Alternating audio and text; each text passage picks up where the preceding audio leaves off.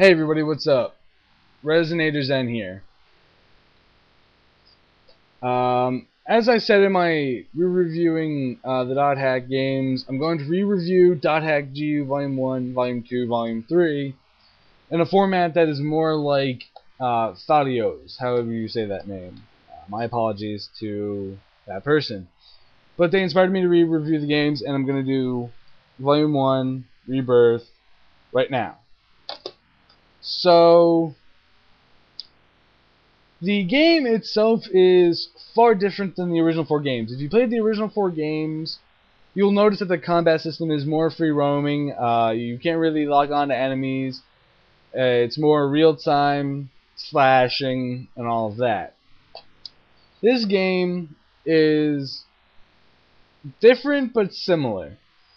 Whereas in the original games you could just wander around hacking at enemies and then running away, in this game you encounter an enemy, it puts up a fence around you, you can't leave, and you have to either run or kill the enemy to have that fence go away.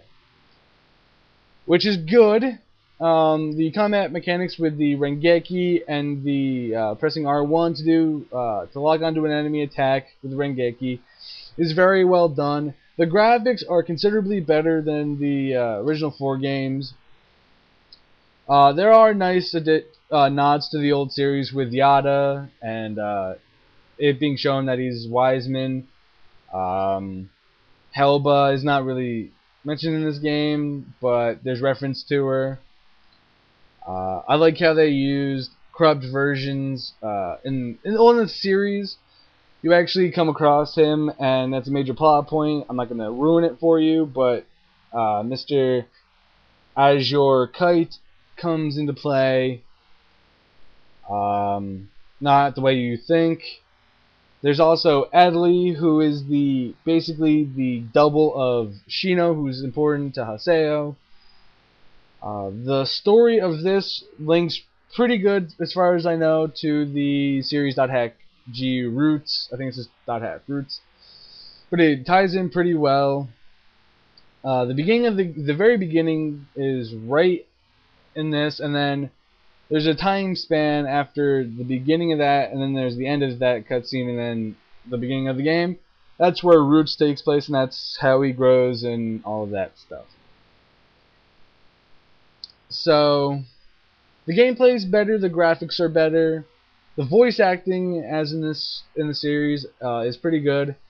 The 8 phases, I like how they're all in the game and they're all attached to PCs, which is actually a nod to .hack Sign and .hack the 4 games, because Sora was actually Skates was actually attached to Sora, and there's also a rumor going around that Sora is actually the player who plays Haseo. That's why it links to him. I don't know. The art style is far, far different, as far as I know, than the original games. They're more stylish, I guess is the word. And the storyline is pretty good in the original game. It ties into the second and the third pretty well, and the second and third ones also tie into the first game really well. So it's a cohesive story.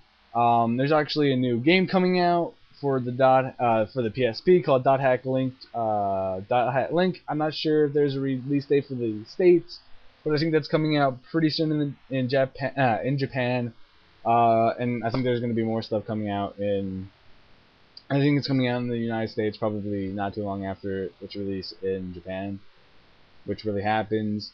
If you want to buy this game, you can probably buy it off of Amazon for way less than I paid for it. I paid $40 for it, and that was when it was new. You can probably get it for maybe $10, $20.